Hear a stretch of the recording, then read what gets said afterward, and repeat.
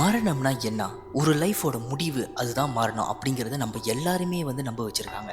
ஆனா அதே சமயத்துல சில பேர் என்ன சொல்றாங்கன்னு பார்த்தீங்கன்னா, மரணம் என்பது ஒரு முடிவே இல்லையா? அது இன்னொரு உலகத்திற்கான ஒரு தொடக்கம்னு சொல்றாங்க. அதுவும் அந்த உலகம் பார்த்தீங்கன்னா, நம்ப இப்ப இருக்கிற மாரி ஒரு சாதாரணமான உலகம் இல்லையா? இருண்ட, இன்னும் பயங்கரமான ஒரு உலகம்னு சொல்லியிருக்காங்க. அது மட்டும் இல்லாம, அந்த உலகத்திற்கு போகக்கூடிய ஒரு கதவு இறந்த பிறகு தான் அது தொறக்கும் அப்படின்னு சொல்றாங்க. நெறைய ராத்திரிகள்ல கூட நம்ம பார்த்திருப்போம். நிழல்கள் ஒரு சாதாரணமான ஒரு நிழலை பார்த்தீங்கன்னா, நம்மளுக்கு பார்க்கறதுக்கே ஒரு பயத்த குடுக்கும். ஏதாவது ஒரு ஒலி நைட் டைம்ல நீங்க எங்காவது நடந்து போயிட்டு இருக்கிறப்ப, ஏதாவது ஒரு சின்ன ஒரு சத்தமே பார்த்தீங்கன்னா, இயற்கையோட அமைதிய கெடுக்கிற அளவுக்கு நம்மளுக்கு ஒரு ஃபீல் வரும். மனிதர்கள் கேட்கக்கூடாத ஒரு ஒலின்னு கூட சொல்றாங்க. இத பத்தி நான் அதிகம் சொல்றதுக்கு முன்னுக்கு ஒரு சின்னதா ஒரு கிளிம்ஸ் மாரி நான் உங்களுக்கு ஒரு விஷயத்த சொல்றேன். சத்தமே இல்லாத ஒரு இடத்துல ஏதாவது ஒரு ஒலி சின்னதா தூரமா எங்கேயும் நம்ம கிட்ட கேட்டுக்கிட்டு இருக்கு. அதை நோக்கி நம்ம போறப்ப அந்த குரல் கொஞ்சம் கொஞ்சமா அந்த சத்தம் ஏறிக்கிட்டே போகுது. அப்ப நம்ம என்ன பண்ணுவோம், நம்ம பாட்டுக்கு அந்த குரல் எங்கே டிராவல் ஆகுதோ அது பக்கமா போயிட்டு இருப்போம். நைட் டைம்ல அந்த குரல் நம்மளுக்கு கேட்கிறப்போ ஏதோ மனுஷனுங்க எங்கேயோ நம்மள பார்த்து முணுமுணுக்கிற மாதிரி தான் ஒரு ஃபீல் வரும். ஆனா நீங்க போக போக போக அந்த ஒரு குரல் உங்க பின்னாடி யாரோ உங்க பேரை கூப்பிடுற மாதிரி உங்களுக்கு ஒரு ஃபீல் ஆகும். பின்னாடி திரும்பி பார்க்கறப்ப அங்க யாருமே இருக்க மாட்டாங்க. ஆனா மறுபடியும் நீங்க திரும்பி பார்த்தீங்கன்னா, பாதி அழகான ஒரு உருவத்திலையும் பாதி இன்னும் கொடூரமான ஒரு முகத்திலையும் ஒருத்தி இருப்பா. அவ சாதாரணமான ஒரு பேய் இல்ல, அவ ஒரு சாபம்னு சொல்லியிருக்காங்க. துன்பத்தாலும் துரோகம் மற்றும் பழிவாங்கும் கோபத்தாலும் பிறந்த ஒரு அரக்கின்னு சொல்றாங்க. அவ இந்த பூமியில அலைஞ்சு திரிஞ்சுக்கிட்டு இருக்கிற ஒரு ஆயிரக்கணக்கான ஆவிகள்ல ஒரு ஆவி இல்ல, மனிதர்களை வேட்டையாடுற ஒரு கொடூரமான அரக்கின்னு சொல்றாங்க. அவ போற பாதையிலயோ அவ நடக்கிற சாலை ஓரங்கள்லயோ ஒருவேளை ஆண்கள் மாட்டிக்கிட்டாங்கன்னு வச்சுங்களேன், சில நிமிடங்கள்லயே பாத்தீங்கன்னா நம்மளோட உயிர் சக்தியை இழந்து விடுவார்களாம். இன்னும் சில பேரு ஒரே ராத்திரியில வயசான தோற்றத்தோட முழிச்சிருக்காங்களா. அதாவது போறாப்ப நீங்க பாத்தீங்கன்னா யங்கா தான் போயிருக்காங்க, ஆனா கண்ணை முழிச்சு வராப்ப வயசான தோற்றத்தோடு வந்திருக்காங்க அப்படின்னு சொல்றாங்க. இன்னும் சில பேரு வரவே இல்லையா. தாய்மார்கள் தங்கள் பிள்ளைகளுக்கு எச்சரிக்கை சொல்லும் அந்த ஒரு உருவம், அவள்தான் தனிமையான சாலைகளில் பின்தொடரும் அந்த நிழல், அவள்தான் பல நூற்றாண்டுகளாக வாழ்ந்தும் இன்னும் இன்றும் உயிரோடு இருக்கிற அந்த கனவு கொடுமை. அவளுக்கு பாத்தீங்கன்னா பல பெயர்கள் உண்டு. ஆனா ஒரு பெயர் கேட்ட உடனே ஒவ்வொரு கிராமத்திலும் ஒவ்வொரு நகரத்திலும் ஒவ்வொரு இதயத்திலும் அச்சமானது வெளியுறுத்தும். அந்த பேர்தான் சுடேல்.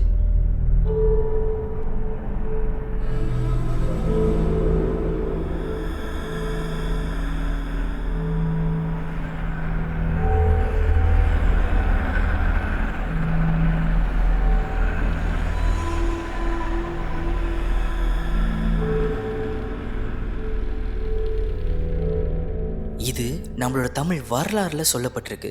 சுடல் என்பது ஒரு சாதாரணமான ஒரு பேய் இல்ல, அது துன்பத்திலையும் துரோகத்திலையும் உயிரிழந்த ஒரு பெண்ணோட ஆவியா. சிலர் என்ன சொல்றாங்கன்னா, அவ பிரசவத்தின் போதுதான் இறந்துட்டாளாம். அவளோட குடும்பத்தார்கள் பாத்தீங்கன்னா உதவி செய்யாம அப்படியே விட்டுட்டாங்களாம். இன்னும் சில பேர் என்ன சொல்றாங்கன்னா, மாமியார் மாமனார் கொடுமைக்கு பலியானவ தான் இந்த ஒரு சுடலாம். இதுக்கும் மேல இன்னும் சில பேர் என்ன சொல்றாங்கன்னு பாத்தீங்கன்னா, அவ மிகவும் நம்பிக்கையான கணவன் தான் அவளை விட்டு துரோகம் செஞ்சு அவளை தனிமையில சாக விட்டானா. ஒரு உயிர் துயரத்தில் முடிந்தது, ஒரு ஆவி கோபத்தில் எரிந்தது. அந்த கோபம் தான் அவளை சாபமாய் இந்த உலகத்தில் என்றென்றும் அலைந்து திரியும் பேயாக மாற்றியது. இதை நீங்க கேட்கிறப்பே பாத்தீங்கன்னா ஒரு மாதிரி நம்மளுக்கு ஒரு பயத்தை கொடுக்கும். ஆனா இதுதான் ரியாலிட்டி. உண்மையாவே இந்த சுடல் இந்த உலகத்துல இருக்குது என்கிறதுக்கு நிறைய ஆதாரங்களும் இருக்கு. அவ எப்போதுமே பாத்தீங்கன்னா அழகான ஒரு பெண்ணாகவே தோன்றுவாளா. வெள்ளை கலர்லயும் இல்ல சிகப்பு கலர்லயும் நீளமாக கருப்பு முடி கொண்டு அவளோட முகத்தை அப்படியே மறைச்சுக்கிட்டு நைட் டைம்ல பாத்தீங்கன்னா மெதுவா க்ளோ பண்ற கண்களோட அவ காட்சி அளிப்பாளா. ஆனா அது வெறும் வஞ்சகம், அது அழகு இல்ல. அழகை நம்பி நீங்க ஒருவேளை போனீங்கன்னா அவளுக்கே நீங்க பலியாகுவீங்க.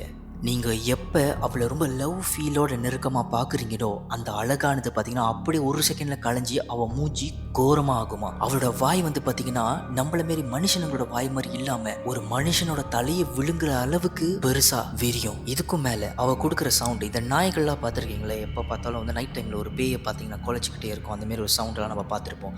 அதே மாதிரி இவ கத்துற சவுண்டு பாத்தீங்கன்னா நம்மளோட காதோட செவ்வு பாத்தீங்கன்னா கிளியிற அளவுக்கு சத்தமா இருக்கும். ஆனா நம்மளுக்கு மட்டும் தான் அந்த சவுண்டு கேட்கும், சுத்தி இருக்கிற யாருக்குமே கேட்காது. நம்ம எல்லாருக்குமே இப்போ ஒரு டவுட் வரும், உண்மையாவே இந்த சுடல் உண்மையா இருந்திருக்கா அப்படிங்கிறது கேள்வியா இருக்கும். ஆனா நிறைய கதைகள்ல பாத்தீங்கன்னா சுடல் அப்படிங்கிற ஒரு விஷயம் இருந்திருக்கிறதுக்கு அடையாளமா இருக்கு. உதாரணத்துக்கு ஒன்று சொல்றதா இருந்துச்சுன்னா, ராஜஸ்தான்ல ஒரு ஹைவே பக்கமா நடந்த ஒரு விஷயம். ஒரு லாரி டிரைவர் மிட் நைட் டைம்ல விடிய கால 3 மணியோ 4 மணி அந்த மாதிரி டைம்ல தனியா போய்கிட்டு இருக்கிறப்ப யாரோ ஒரு பொண்ணு வழி தெரியாம அங்க இருந்திருக்கு. அவரும் என்னமாச்சு அப்படின்னு கேட்டு அந்த பொண்ணை லாரியில ஏத்திட்டு அவ கேட்கிற அந்த ஒரு இடத்துல இப்ப விடலாம் அப்படின்னு நினைச்சாரு. நல்லா கேட்டுங்க, அவர் விட்டுட்டு போய் நினைக்கிறப்ப அந்த பொண்ணு ரொம்பவே அழகா இருந்திருக்கு. அந்த பொண்ணு அழகான சோப்பு கலர்ல ஒரு சாரியை கட்டிட்டு ரோட் சைட்ல யாரையும் எதிர்பார்த்து காத்துக்கிட்டு இருக்கிற மாதிரியே நின்னுகிட்டு இருந்தா. இதை பார்த்த இந்த லோரி டிரைவர் அவளை ஏத்துனாரு. ஆனா அவளை ஏத்துனது உண்மையாவே ஒரு பெண்ணா இல்ல ஒரு பேயான்னு அப்போ அவருக்கு தெரியல. அதுக்கப்புறம் கொஞ்ச நேரம் கழிச்சு இந்த ரோடி பார்த்தீங்கன்னா மயான அமைதியா இருந்துச்சு.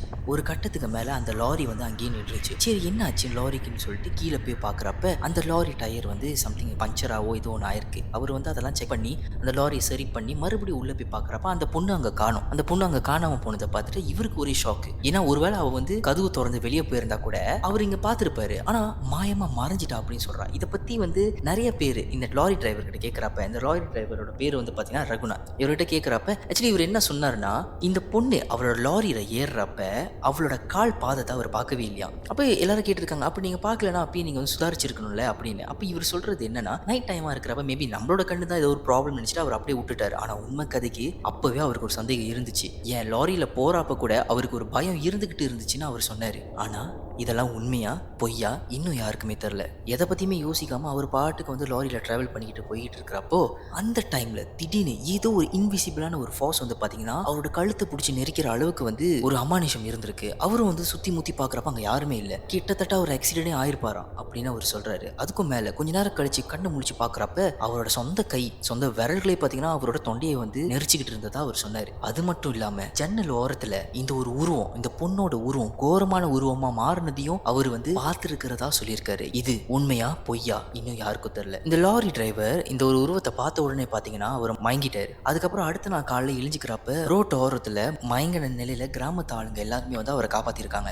என்னன்னு கேட்கிறப்பதான் அவர் இந்த விஷயங்கள் எல்லாத்தையுமே சொல்லியிருக்காரு. என்ன ப்ரோ சுடேல்ங்கிற இந்த ஒரு ஆத்மா வந்து ஆக்சுவலி அப்ப கிராமத்துப்புற இடத்துல தான் வந்து ரொம்ப அதிகமா இருக்குதா அப்படின்னு நீங்க கேட்டீங்கன்னா ஆக்சுவலி இல்ல. உண்மை கதைக்கு சுடேல்ங்கிற இந்த ஒரு ஆத்மா நகரத்திலயும் வந்து பயங்கரமான முறையில எல்லாரையும் பயம் கொடுத்திருக்கிறதா சொல்லியிருக்காங்க. டெல்லியில கேன்டான்மென்ட் சொல்ற ஒரு பகுதியில சுடேல் பத்தின ஒரு நிறைய வதந்திகள் வந்து பரவி இருக்கு. அதாவது ஒரு பொண்ணு வெள்ளை கலர் சாரி போட்டுக்கிட்டு ஏதோ ஒரு விஷயத்தை பத்தி முணுமுணுத்துக்கிட்டு தான் இருப்பாளாம். நீங்க ஒருவேளை அவ பக்கமா வந்து காடியிலயோ மோட்டர்லயோ நீங்க போய் பாத்தீங்கன்னா அவ லிஃப்ட் கேட்பாளாம். அந்த டைம்ல நீங்க ஒரு வேளை லிஃப்ட் கேட்கறப்ப இல்ல முடியாது அப்படின்னு ஒரு விஷயம் நீங்க சொல்லிட்டீங்கன்னா அவ பின்னாடி உங்களை துரத்திக்கிட்டே வருவாளாம்.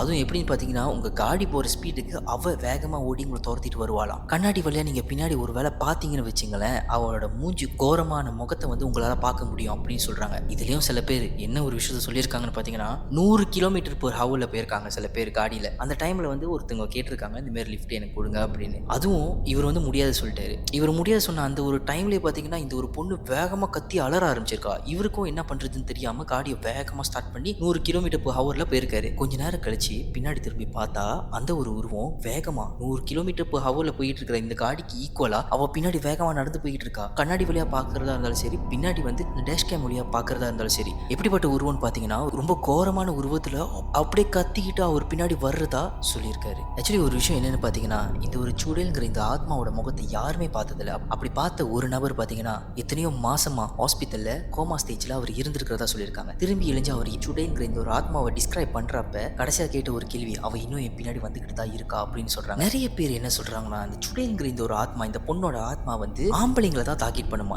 ஏன்னு பாத்தீங்கன்னா ஒருவேளை ஒரு ஆம்பளை பையன் ஒரு பொண்ணை வந்து சீட் பண்றான்னு வச்சுங்களேன் இந்த ஒரு ஆத்மா அந்த பையனை வந்து நேரா போய் சாகடிக்கிற அளவுக்கு போகுமா. அதுவும் எப்படி சாகடிக்கும்னு பாத்தீங்கன்னா முதல்ல வந்து அதோட அழகை வச்சு உங்களை மயக்கி அதுக்கப்புறம் அதோட கோரமான முகத்தை வச்சு உங்களை தாக்கி சாகடிக்கிற அளவுக்கு உங்களை கூட்டிட்டு போகுமா. நிறைய பேர் இந்த சுடேல்ங்கிற இந்த ஒரு ஆத்மானால காணாம போயிருக்கிறதா நிறைய கதைகள் இருக்கு. அதே சமயத்துல இந்த கிராமத்துப்புற மக்கள் என்ன சொல்றாங்கன்னா சுடேல் தான் அதுக்கு காரணம் அந்த மாதிரி நிறைய சொல்றாங்க. பீகார்னு சொல்லப்படுற ஒரு கிராமத்துக்கு இடத்துல நடந்த ஒரு சம்பவம் பாத்தீங்கன்னா அங்க இருக்கிற எல்லா மக்களும் எத்தனையோ வருஷமா இந்த கதைகளை பத்தி பேசிட்டு இருந்தாங்க. கல்யாண நாள் அன்னைக்கு ஒரு மாப்பிள்ளை காணாம போயிட்டாரு. ஒட்டுமொத்த குடும்பமும் பாத்தீங்கன்னா அவர் எங்கன்னு தேட ஆரம்பிச்சாங்க.